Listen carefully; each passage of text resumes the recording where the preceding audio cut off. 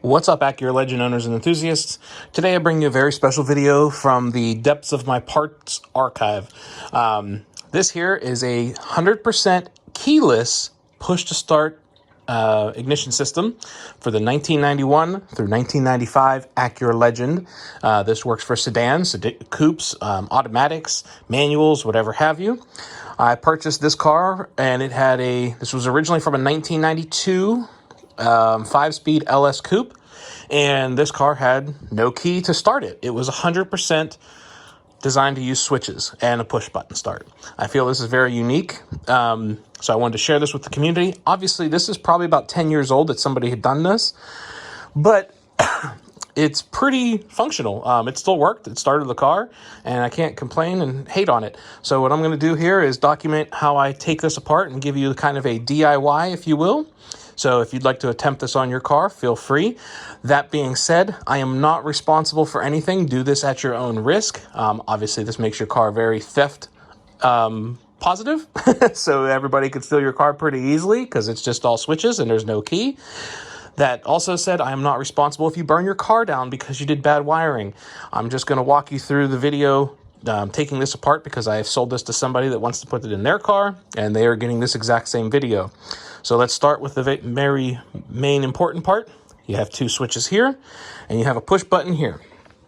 This push button is from a Honda S2000 that he has rigged and mounted into the factory location. So I'm going to spin this around so we can go over some of the wiring. We'll go left to right, explaining what's here. So first things first, you have this gray plug.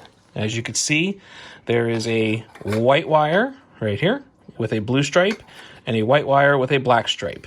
This is for the key ring light up light.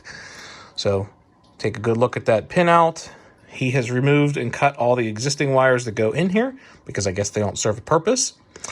But, you know, the black wire is on the left side, the blue one is on the right side. So there's that wire.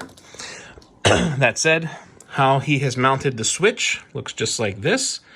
It looks like he just used some zip ties or something that's metal and kind of braced it in there. So we're going to go with the first two wires. They are both red. They come down here and come over to here somewhere.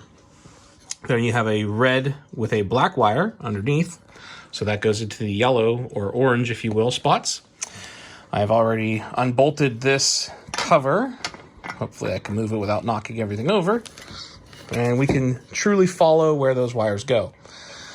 So the top wires come down here, go through here, and they come right here. So one of the red wires is this one, and the other one goes to this blue wire on relay number 4, which is the start. The red and black, obviously, is the other one. That is these two wires here. The black goes to a ground, which is located right there with the screw. And the other red goes to this conglomerate of wires here, which is going to the top position of number 2. So hopefully you can see where those wires route. So now we know where those buttons go. Let's get into the factory plug. He has used the factory ignition wiring.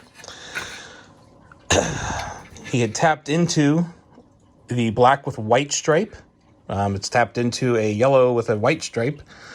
I don't know what that tapped into exactly. It looks like maybe it was just, you know, pieced together and had to get cut for some reason. I don't know, maybe he messed up. The green wire taps into a ground, as you can see. That's where the ground goes. And then the white wire is for the yellow factory wire, and that taps into another wire there. So now we have the factory wiring coming over to here, and let's walk through that. So this car also has 4 relays, 4 different positions. We have number 4 being the start relay, number 3 being the accessory relay, number 1 being ignition 1, or sorry, number 2 is ignition 1, and then number 1 relay is ignition 2. So if we look at the front of these, Oh, you can't, I taped over them. But they are all the exact same relay. Let me flip this up so you can see what type. That is the relay layout. And they are all the exact same. All right, as I was saying, we have the red wire, which goes down into the black with a white stripe. That's the position up here.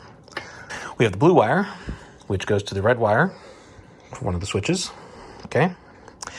We have this yellow wire at the bottom, which goes into the bottom wire that's tied in here, which is actually the white wire, just a solid white.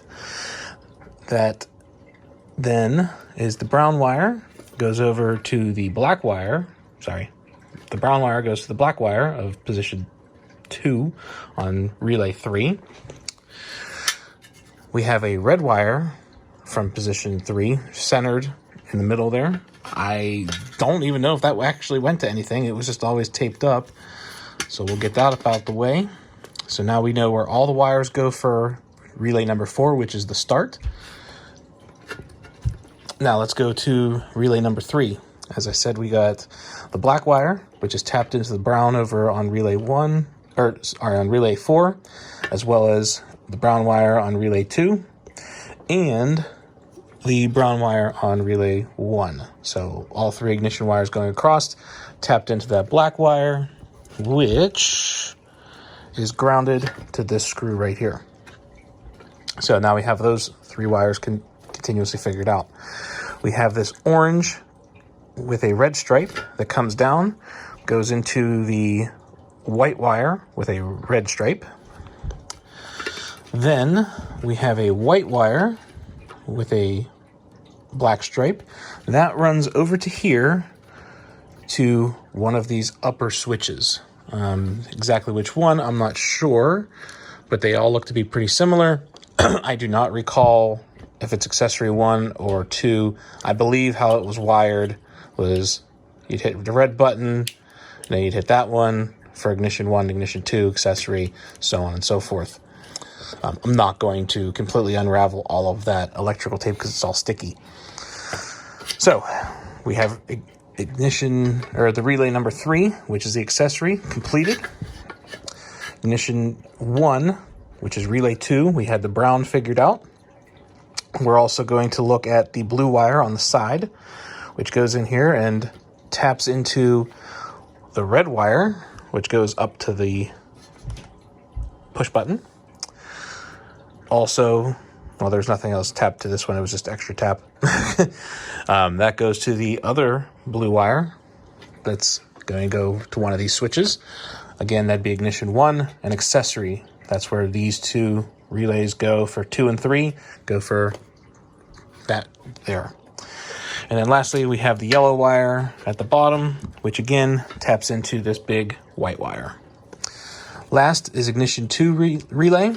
The brown wire, as we know, taps into the ground, which is grounded there. We got the blue wire, which goes to one of those switches, and the yellow wire, which goes to the white wire, and then the red, which taps into the yellow wire. That handles the relay, the switch, the bulb, and then lastly, where all the grounds go, because you have one ground from here, goes to there, and then you have both switches that are auxiliary for up here, grounded there. And then their power wires go into the white wire, as you can see. The blue wires tap into number 3, which was accessory, and the rest of them tap into ignition 1 and 2. That, my friends, is how you DIY, if you really wanted to, a complete push-button start for your Acura Legend. The person that I sold this to, I told them very clearly, if you wanted to be more sleuthy and not get your car stolen, rig these wires up somewhere else in the car. Whether it's in your ashtray that you pop open the ashtray and there's 2 buttons and you hit both and then hit the push button, or, one's easily accessible. Somebody might think it's just LEDs, and the other one is more hidden up underneath the dash, like right here, and you hit that switch. So it's almost acting like a kill switch. So this is how you would do it. And like I said, I would do it a little bit more stealthy, so nobody can just hop in and just be like, push the button or hit both buttons and be like, and start the car. So there you have it, guys. A DIY for the 91 through 95 Acura Legend with factory wiring, if you will. You do have to figure out a couple wires and just double check them, which again is in the factory harness.